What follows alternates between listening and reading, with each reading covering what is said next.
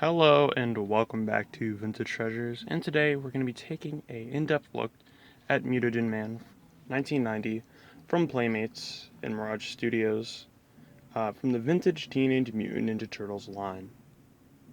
Now this figure is interesting because they put a lot into it, but they also had to take a lot of liberties for cost effectiveness. And what I mean by that is, for instance, the scale of this thing. Uh, he kind of towered over the Ninja Turtles in the cartoon, if you recall. He was pretty tall, and they did this with Krang too. When they first released him, they didn't even release him with the android body. Uh, and then they released one where in the episode, he grew, and he was kind of towering over the buildings, and especially the turtles, which was a bit small for that scale, but it was a toy. So they never quite got the scale right on the Krang. But this one, I kind of expect them to get the scale wrong because, well, it just fits better.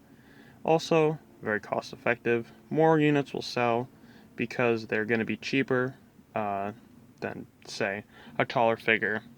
And it's not that big of a difference. I mean, he was probably like 15 feet in the cartoon. Uh, and the turtles are about 4 something. So, he's still taller than the turtles. So I think that's probably the most important part with the whole thing. But saying that, I can't complain with this figure. I mean, this is a 1990 figure with the quality of a 1993 figure. Now saying that, I know it's going to trigger some people in the comments. When I say that they're detailed, that does not mean that they're better. I know that you need your core figures to have in your collection, your basic 4 turtles, which I have not actually got all 4 of them yet. I have to complete the original 10, not soft head. I mean, it is mixed. I don't have all original 10. I need Michelangelo and Raphael to complete that set. But I know uh, that the figures that are earlier, you need them too. I mean, there's a lot of great figures earlier in the line. 89 even, we had Leatherhead and figures like that held up well. They look great and they're scaled great. Uh, yeah, but Leatherhead even suffers from some of that scaling issue.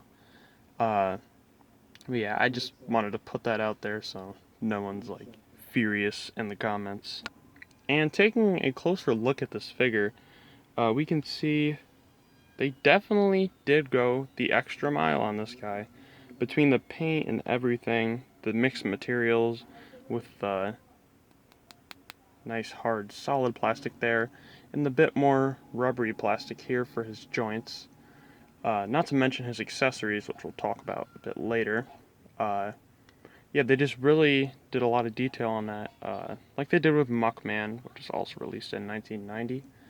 We have all the blue bits, we have all the purple bits, which is a different shade of purple than the flesh, what they didn't need to do, but they did. And it paid off. It makes the figure look a lot better than it would have. I mean, look at that. Smallest little detail right there in his leg right there, and they painted it. And front and back, which I think just adds so much to this figure. And since we're on the topic of accessories, I mentioned it. You'll notice I have mine set up a bit improperly. You'll know that the Mutagen Man's gun is supposed to hook up to a tank on his back, but I do not have that tank in my possession.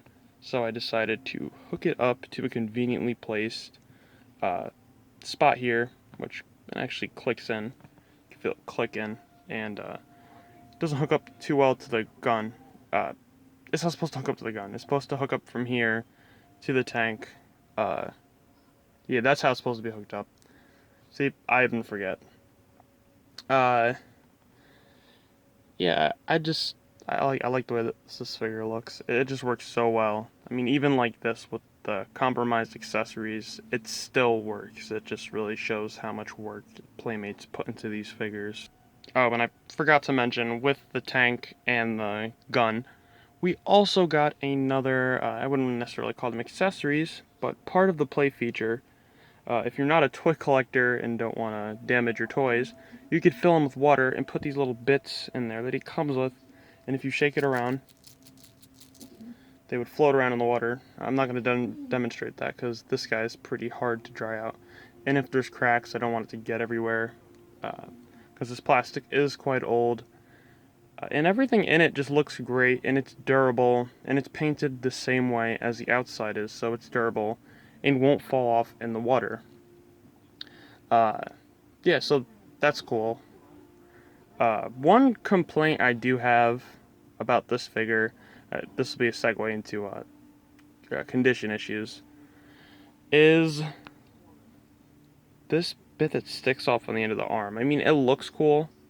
Yeah, it adds a bunch of detail to the figure, but also it gets damaged so easy and often that, yeah, I never see it not damaged or off. Sometimes it's off.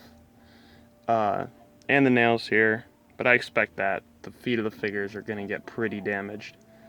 And here even. But that's it. Maybe the fingertips, but that's kind of it. There's not a whole lot that can get ruined as far as paint, but we have a whole nother monster here, and that is the glass dome that holds his insides. As you can probably tell, the glass dome on a kid's toy is not made out of glass. It's made out of plastic, which, thank God. But this has its issues with yellowing. And if you've ever looked at Ninja Turtles, I mean, even if you don't collect them, if you've ever looked at them and seen a Mutagen Man, he's always consistently yellow. It's almost like the scuffs on a Stay Puft Marshmallow Man figure. They're always going to be there. And collectors just have to deal with that. Another issue I see on these figures is scuffing on the dome, which is going to happen, especially if they don't have the armor on it. I don't necessarily think that these were built for collectors. I mean, I've mentioned that a lot in these figure reviews. But, yeah, while we're on the topic, let's talk about playability. Because, at the end of the day, what would a vintage toy be without being, well, a toy? If it was meant to be a collector's item, well, then it would be a collector's item, and if you want those, you can get the NECA figures. They're more accurate anyway. But, yeah, let's look at these play features. I mean, before we even get to the play features, there's a comparison between a regular scale Donatello, and he doesn't necessarily tower over them, but he is definitely taller than him, as you can see there. He could definitely knock those guys over with no problem. And as I mentioned before, you can take this cap off up here, if I can get it off. It's quite hard to get off. Okay, so I got the cap off. And you'd pour water in there, and the bits would float around when you shook him, which I think is a great play feature and definitely represents what he looked like in the cartoon, which is something that I think the more modern one mastered. So if you don't collect the 2012 line, you might not know this, but the 2012 the 2012 Mutagen Man uses slime instead of water, which can be very convenient but messy. He can have it come out of his hands, or at least one of his hands, and you could put it inside of him. But I think you're supposed to use water for this bit. I think the slime's just for his hand, but it definitely is cool. But I'm not a 2012 collector, so I'll just look at images. That's how I found that out anyhow. Yeah, this figure, another complaint I have about it is this bit with the vest. Like, sometimes it just doesn't line up correctly, or these click out a lot, like they're tight, or sometimes they rip because they're made out of that plastic that likes to rip a lot. But yeah, I just really don't have a lot of complaints about this figure. If I were to rate this thing, I'd give it a solid 7.5 out of 10. It's definitely cool, it's big, it's accurate, and it has play features. Yeah, there's not much that could really be put on this figure that hasn't, but the things that get taken off, like the paint, that gets some points deducted for it. But I don't expect any figure from 30 years ago to be the same condition that it is today, that it was in the 90s. So, yeah, still cool. Love the figure.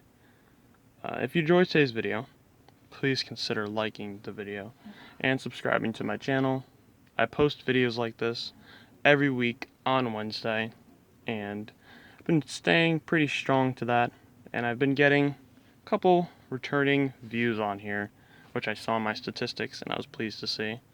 It's great to know that people are watching my content, which is my goal on this channel. I love talking about toys, and if people are watching it, well, it just makes it better. Leave a comment if you'd love to, if you want to leave a comment there, and maybe we could chat in the comments. Otherwise, have a great rest of your day or night, and goodbye.